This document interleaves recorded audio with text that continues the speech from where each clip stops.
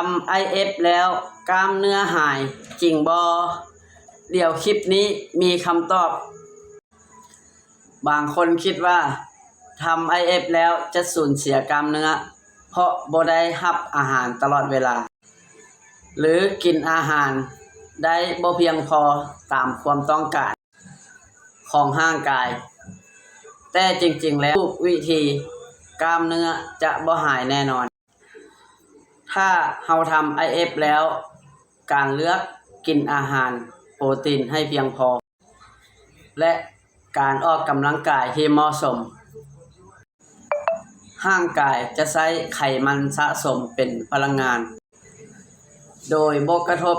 กับมวลกล้ามเนื้อนอกจากกล้ามเนื้อ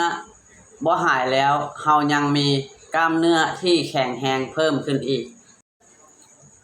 อย่าลืมกดติดตามการทำ IF แบบถูกต้องและปลอดภัย